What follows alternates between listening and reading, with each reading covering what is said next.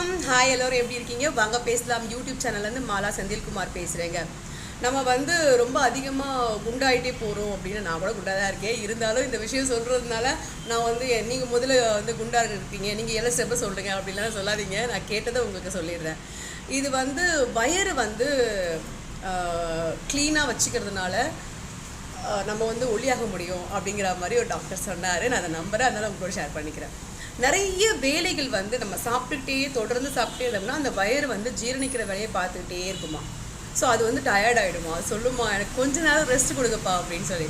So வயருக்கு நம்ம எவ்வளோ நேரம் அந்த ஜீரணம் பண்ணக்கூடிய அந்த வேலைக்கு ரெஸ்ட் கொடுக்குறோமோ நம்மளுடைய உடல் எடை குறையறதுக்கான வாய்ப்பு இருக்குதுன்னு சொல்கிறாங்க.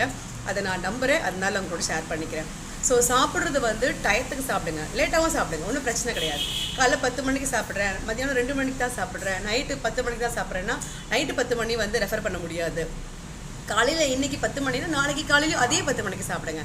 நம்ம உடம்பு அந்த கரெக்டாக இதுதான் சாப்பிடுவேன் அப்படின்னா அதுக்கு அந்த உடம்பு அதை ஏற்றுக்குமா, கரெக்டாக அதே ஃபாலோ பண்ணிட்டு வருமா. இன்றைக்கி காலையில் 8 மணிக்கு சாப்பிட்றது, நாளைக்கு காலையில் 10 மணிக்கு சாப்பிட்றது, அந்த மாதிரி மாற்றி இல்லாமல் ஒரே நேரத்தில் சாப்பிடுங்க. ஈவினிங் 7 மணிக்கு மேலே நிறைய சாப்பிடாமல் இருக்கிறதுனாலையும் உடல் எடை குறையிறதுக்கான நிறைய வாய்ப்புகள் இருக்குது. வயிறு சுத்தமாகுமா, வயிறு அதிகமாக வேலை செய்கிறதுனால நம்ம உடம்பு அதிகமாக பருமன் போடுறதுக்கு வாய்ப்புகள் இருக்குதுன்னு சொல்கிறாங்க. சாப்பிடுங்க, சத்தானதை சாப்பிடுங்க. அதுக்காக சாப்பிட்றத குறைச்சிட்டு நம்ம இருக்கவே முடியாது. இப்போது நம்ம வயிறு சாப்பிட்றத விட மூளையும் மனசும் சாப்பிட்றது தான் ரொம்ப ஜாஸ்தி. இப்போ நீங்கள் கலர்ஃபுல் ஐட்டம்ஸாக பார்க்குறீங்கல்ல, அதை பார்க்கும்போதே நமக்கு அவ்வளோ ஆசை வரதுக்கு காரணம் பசி கிடையாது, நம்ம மூளை அதை கேட்குது. நம்ம சாப்பிடும்போது நம்ம சாப்பாடு ருசி நாக்குக்கு போகுது, மூளை அவ்வளோ டேஸ்ட், நாக்கை விட மூளைக்கு தான் அதிகமான டேஸ்ட் போகுது அப்படின்னு சொல்கிறாங்க.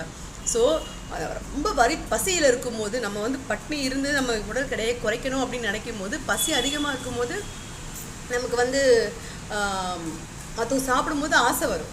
அந்த மாதிரி ஆசையோடு நம்ம இருந்தால் கூட நம்ம உடல் அதிகமாக பருமன் கொடுக்கும் அப்படிங்கிறாங்க. ஸோ வயருக்கு ரெஸ்ட்டு கொடுங்க, வேலைக்கு சரியாக சாப்பிடுங்க. வணக்கம், பாய்.